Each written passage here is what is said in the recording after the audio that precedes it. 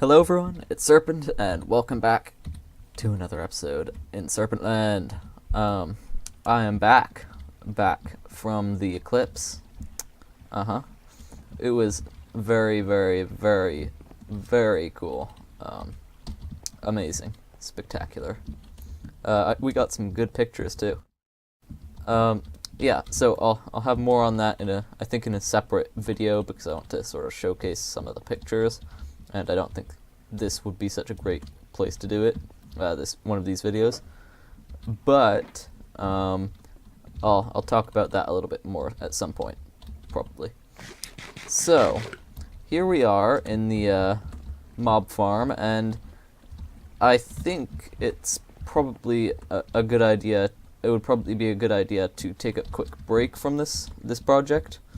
I think I'd like to do something a little bit different. So we're going to pick up my shulker boxes before we go, and I have a little project in mind. Do I have any iron in here? Gold, iron, yeah, iron's good. Gold is sort of worthless, but iron's good. Anyway, so yeah, let's pick up all this stuff, and then we can actually get started on a little bit of what I want to do. I think I've got so many redstone shulker boxes. I don't even I don't even know why I keep them around, but sorry. Thought processes are not coming are not coming very well at this point. So icebox can go away. Farming too. So, I shall explain what I have to do a little bit later on once I'm back in my humble abode. I don't know if you've noticed this, probably not, since I've never touched upon it before at all, but I like maps quite a lot.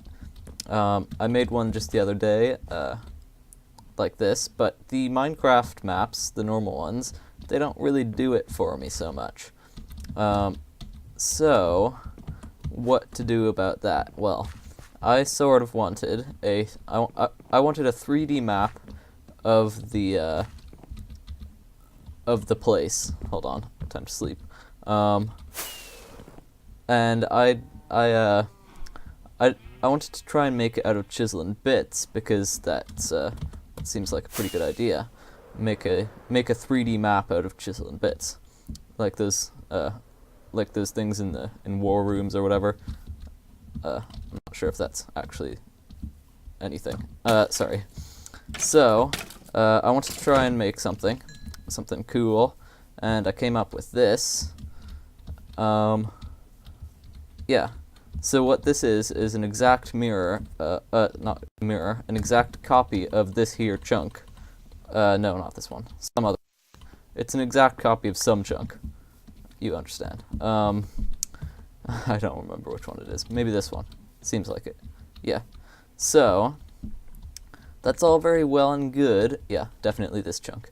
But, with this one-to-one scaling, oh, okay, that's the, Go away. Where are you? Okay, toodles. Sorry. Right, with this with this one-to-one scaling, you have to place every block in the world over again in chiseled bit form, and that's a big pain. So not an option. However, I still want to do a 3D map, and there is such a thing as scaling. So I was thinking, why not have it so that instead of hold on, where's my chisel and bit stuff? What's in here? Stone and black stained glass. Toodle stone. Okay. So instead of using one-to-one scaling, since that seems sort of foolish. Why not try and do it so that hold on. Okay. Why not try and do it so that if we head up here, ignore that. Whoops. Stuff is not going well in this attempted chat. Anyway, why not have it so that instead of 1-to-1 block ratio, it's a what? Blech. I thought for sure that I swapped it over to draw region. Anyway, why not have it so that four blocks like this is a chunk. With that in mind, that sort of scaling in mind, we can cover a very large distance with not a lot of work. So for instance, this chunk might be that, right? Because it's got a low part here and then most of it's a little higher up, just like that. And then this chunk over here would be maybe this, like that. See? Since it's mostly high up and then it drops down a bit. So, with that in mind, I built that so inconveniently. Yeah, with that in mind, we can easily cover a very large distance, really. So, I think that's something we should do. Starting, perhaps, with, I don't know, somewhere. So, I think that's what I want to try and do a little, at least for the start of this episode. And then at the end, we can move on to something that I have pre-designed in my redstone testing world. Okay. I don't know what random impulse convinced me to do this, but I have suddenly decided that I want to do a map of the end instead of the overworld. I'll still do the overworld one at some point, but first I want to do the end. Not sure why, but I think that'll be really cool. So, I'm just on my way to the end now. Alright, so, we need to start somewhere, and I was thinking that it would probably be a prudent idea to start with the chunks that aren't hanging over the edge. So, to that end, I'm going to do exactly that. So, let's see. It would be nice to not be building this on endstone. That is something that I would rather not do.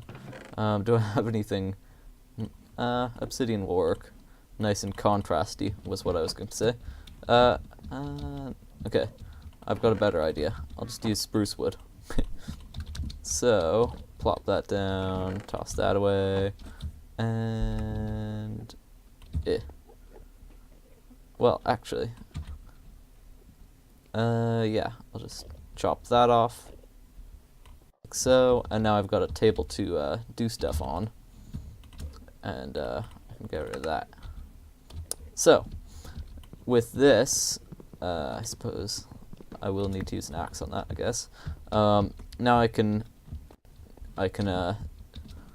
record these chunks, I guess.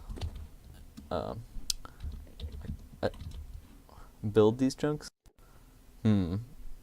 Cartography these chunks? I don't know. Probably not that last one. I'll put that out on a limb. Okay, so starting somewhere, this chunk will do fine. So, just like earlier, I guess it sort of goes up a bit. So I'll do that. Plop, plop, plop, plop, plop, chunk done. Okay. And then I shall essentially continue doing that.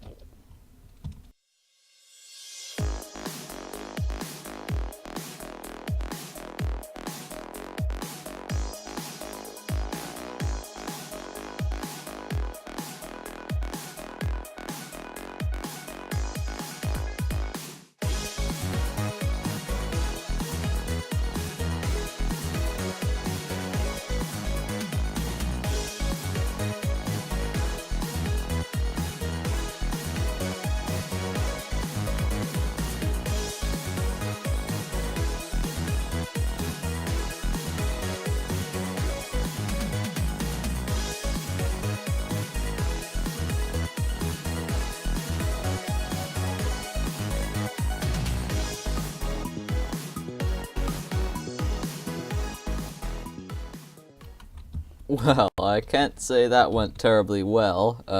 Where is it? Where'd it go?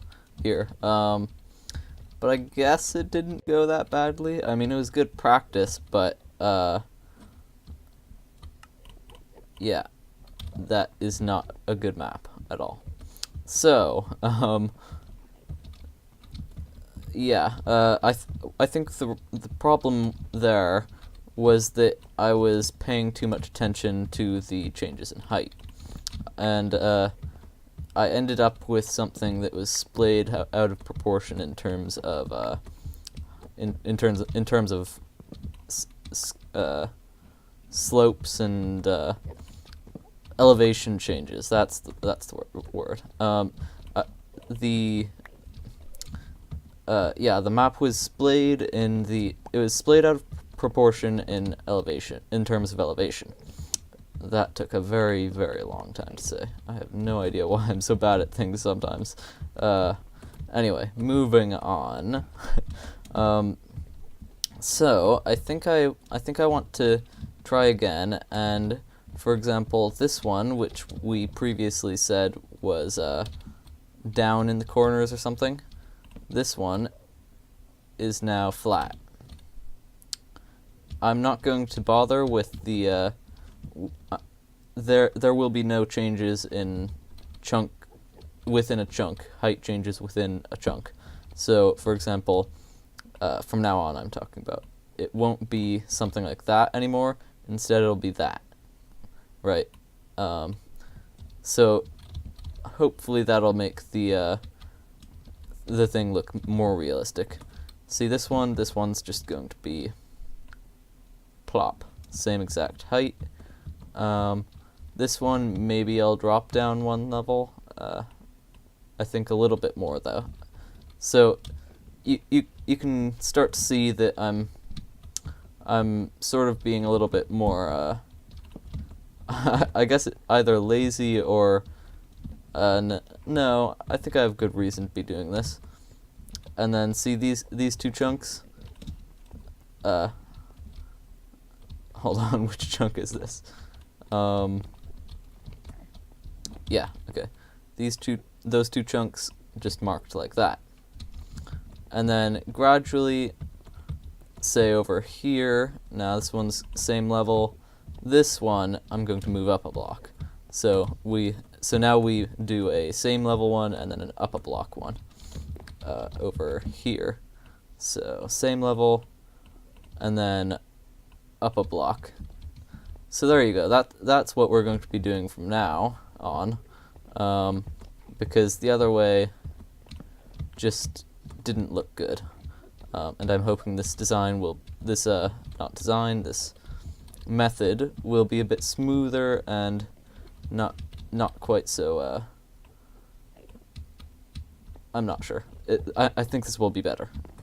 So I suppose I shall resume the third-person time lapse.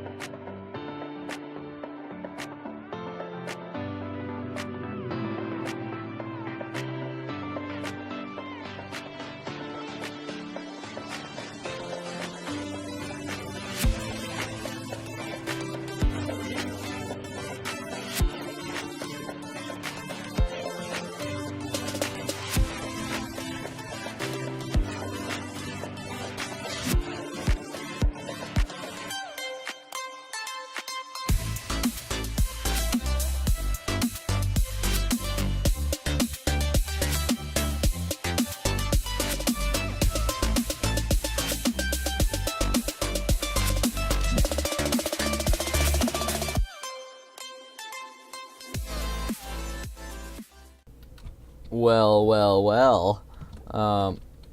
Here is the map so far. I haven't put in the towers or details other than the ground yet, but I will do that, of course. So, well, actually, I have a little bit. That block right there is the that block right there is that little Enderman farm that we have. For some reason, it automatically switches me out of connected plane when I quit the game, which is why I just randomly started punching it into pieces. Anyway, so the replay mod was very cool right there. I enjoyed working with that. I did actually have some problems with it, namely it crashed repeatedly, and then I finally realized that my computer isn't powerful enough to watch the replay at ×8 speed, so I had to drop it. Haven't found the top limit right now. I've just been using ×4 because that feels safe. But anyway, it all works pretty well, and I highly recommend it if you, especially if you have a little bit of a faster computer than this one.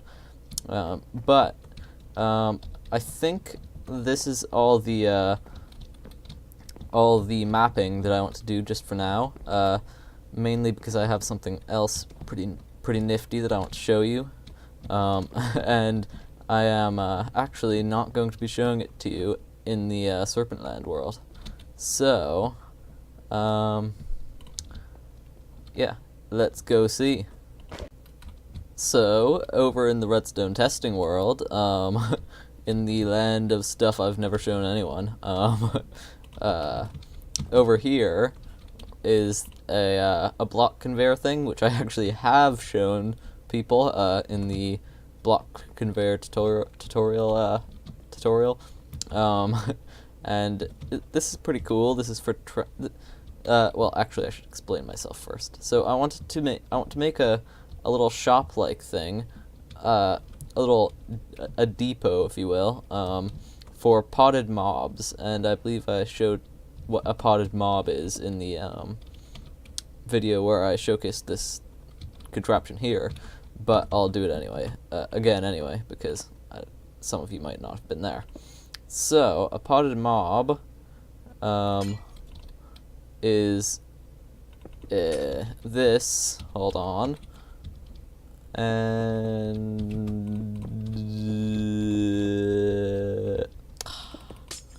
you get the idea, maybe.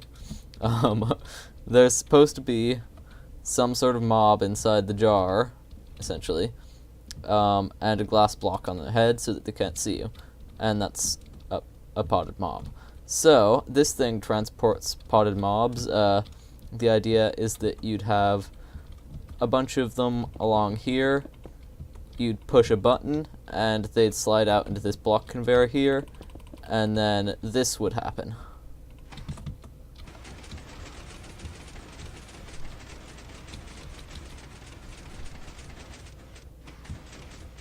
Yeah. So that's pretty cool. I like that.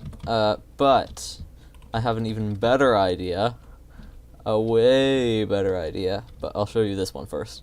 Over here, a different idea that's simpler is that the potted mobs come in over here, and then you peek down and you see what type they are, and then you say, yeah, I want one of them. Boop. And they just pop out of the ground. So that's also kind of cool, but apparently I have to find the last thing I built, which is amazing, by the way. Not to blow my own trumpet or anything, but I shall find it and then I'll show you. I think I have built it on a different computer than this one, and when you think about it, that's not so clever. Oh well. I'll bring it over in just a bit, but I can't do that now because I'm too lazy. So, in the meantime, oh yeah. This was the beginnings of it. Come to think of it, if the beginnings are here, then I wonder what happened to the endings. Anyway, so, how do we get these potted mobs in the first place? What's a good way of automating that? Well, I think over here is one of the machines that I built to do that. Although I can't remember how it works.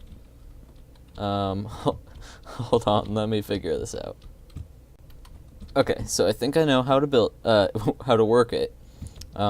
First, you need to go into survival because of mob luring reasons, and then you get a mob. Well, that didn't work. Well, I guess I missed a step anyway. First, you have to flick this lever up, right, and then you head up to here, and you get your mob, and you lure it.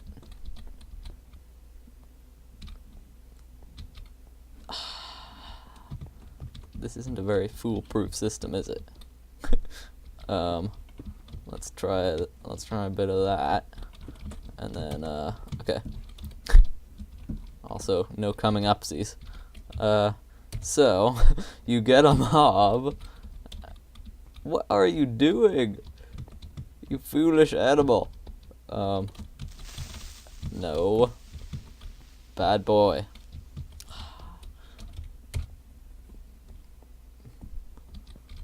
I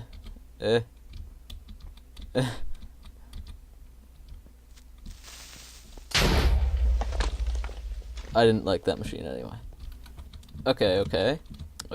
This took a little while because I made some mistakes, but you can see that over here, this block here is just past this glass, this pot, I guess. And when we fill this up, because it does have to be full, and push the button, pop. So it pops out another one. Now that might not seem so impressive, but the button here, what it does is once the mob is in here, the button pushes the pot onto them so that they're in there, and then it pushes the pot out, and supplies the original push mechanism with a new pot. So, a lot of junk here. Anyway, I can compact this stuff, but that's not the point. So, ooh, that block bugs me. Okay, so let's test this out. If we pop a creeper in there, that might be an issue, the damage. Although, I don't know, it doesn't matter. And then, hit the button. There we go, a potted creeper has come out. And you can see that it's not actually ready because the mob has to move, I think, before it's actually taken root, I suppose. And this one hasn't. So what I want to see, actually never mind. Yeah, what I want to see is, will it move back to this block here? Can it move back to that block? Well, I don't think it can. This one can, but it's possible that might happen, I think. It's sort of hard to tell. But okay, let's do another one. Plop the creeper in, give it a new pop, and hit the button. Chunk. Aha. Hey, nothing happened. Okay. Maybe I didn't give it a new pot the last time. Yeah, see, he hadn't taken root. So I guess we'll need a little bit of a line here so that the mobs can actually take root before they're moved. See, this one I might actually be able to move back into that cell. I don't know. But I think the main problem here, the big kahuna, if you will, is how do we supply this thing with these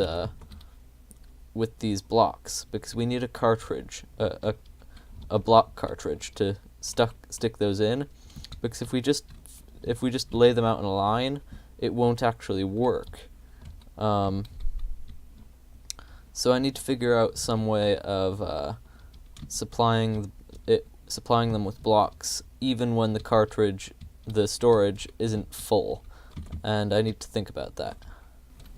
Alright, so I'm going to build the mechanism, the refined mechanism for the cartridge system that I'm setting up in a later episode, but I will show you the concept that I just figured out.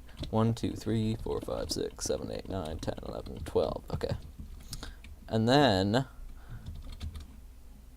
guess what I'm going to do. Okay. Guess. There we go. Okay. Too late to guess now. So, if we pop a piston down here, and then where's my lever or button? That works. See, now even when yeah, I guess we have to move that one out of the way, so we'd have this going. Actually, I can do this right now. Boop. Okay. And then 1, 2, 3, 4, 5, 6, 7, 8, 9, 10, 11, 12. And then now we need sand. Okay. And then if we put the piston here, we, of course this isn't all the blocks, we'd need to merge them, but that's not the point. If we hit this button, that put a cauldron into the system, and then when this pushes again, the cauldron will go. See? Where'd it go? Oh, okay, never mind. I know. And we can push it again. That wasn't supposed to happen. Uh-oh. Okay, I'm going to have to think this over a bit. Apparently that's not a perfect fix. Oddly enough. Makes perfect sense now. Anyway, unfortunately though, we're out of time for today, so hopefully you enjoyed this episode, and I shall see you in the next one. Hopefully you enjoyed that third-person time-lapse. Those 2 third-person time-lapses, in fact. Anyway, I'll see you in the next one, so goodbye.